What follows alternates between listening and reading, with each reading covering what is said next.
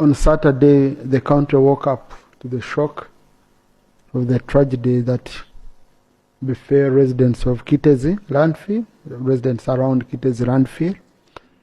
Alright, still following on the Kiteezi rubbish explosion which happened on Saturday, we are seeing the parliamentarians debating on how the people are going to be compensated, especially those who died. Still confirmed that we have 21 people who have died, and a lot of talks are coming out on what exactly happened. I bring you the full details on Scales Media UG now. For you who hasn't subscribed to the channel, please subscribe, give a like to this video so that you can help it move and reach all those who would like to get this information, the rightful information from the rightful source here on Scales Media UG. Alright, let me come back with more stories.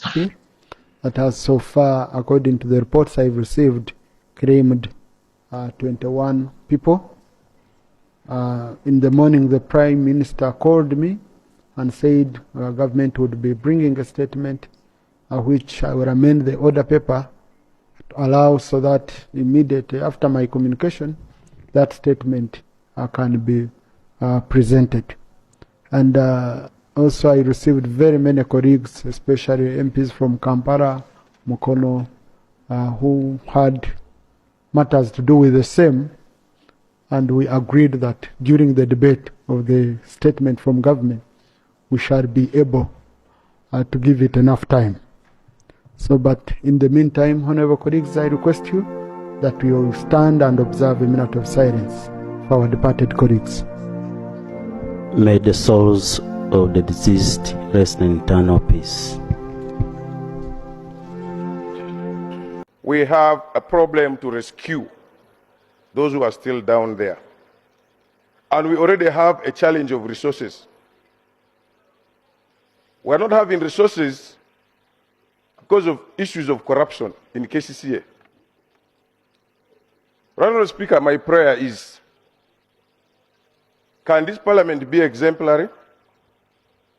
You have a budget to move around this country, to have regional parliamentary sittings. I'm told, and yet to confirm, because I know it's very difficult even now as members of parliament, we don't know the budget of this parliament,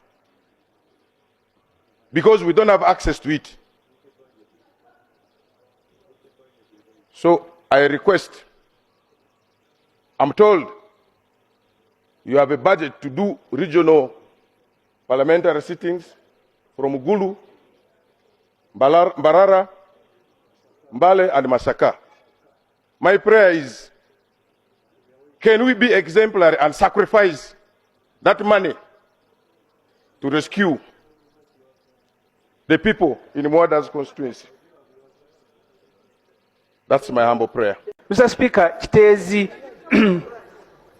was one of the villages I represented in the 9th Parliament. The solution cannot be transferring that particular problem to Mukono, as my colleague, the Honorable Abdullah Chiwanuka, has said. People who live in Kiteezi, even before the death, because the waste you put there is not processed, it has attracted all the dogs in the world, all the flies. The trucks that carry garbage from Kampala maybe are supposed to be carrying firewood.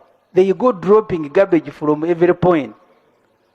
The Honorable Chiwanuka Abdallah says he doesn't want garbage to be taken, but they will be passing through my constituency. We will also stop you because we don't want to be turned into another site. Because by the time these trucks reach Kiteezi, they have dropped 10% of the garbage along the way. That's why that whole area smells. And the road from Gayaza goes through my constituency to Mukono North. Please find another way. Maybe you can ask the president to offer his job, because we will not allow you to use our villages on your way to Mukono. Mr. Speaker, I have visited National Water. They process and actually turn the fish into fertilizer. I have visited 2 of their sites. What stops you from acquiring equipment to process this garbage that you go and post there? Because that's all that you are doing. And Mr. Speaker, finally, this disaster, the Honorable Mwada has reported here, even when I was the MP for the whole area before it was subdivided, I came here and cried. The World Bank has added. Yeah, for us, you can only cry, we are not in the government. I am only surprised that even government people cry. Because it's understandable, the Honorable Mwada can cry. But when the Minister of Kampala joining him in crying, then you wonder who is in charge. So the World Bank that sponsored that dump site recommended in a report written more than 5 years ago, please decommission. The minister says, we have also been saying the same thing. I don't know where we should go. So the point I am making, finally, Mr. Speaker, first, I don't think it makes sense to transport garbage from Chengera, from Entebbe, from everywhere, and move in one direction. We need to start, because we don't have a landfill, my proposal would be to spread them, to decentralize this service, such that people on Masaka Road can find a place there. People on Mitiana Road can find space there. But otherwise, this disaster has killed people. But you don't know how many people are now diseased as a result of dropping garbage almost at every point from Kampala to Kiteezi. We may not have done a research. Maybe that needs to be done also. Because I should have appealed to government to do something. But I don't know who I should ask there, because they are also crying.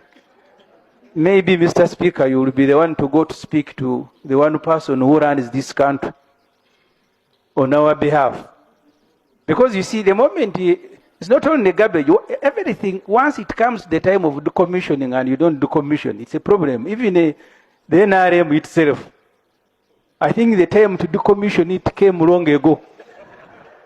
These problems that we are seeing now are as a result of not decommissioning NRM at the right time. So we are now paying the price. This is just one illustration, Mr. Speaker.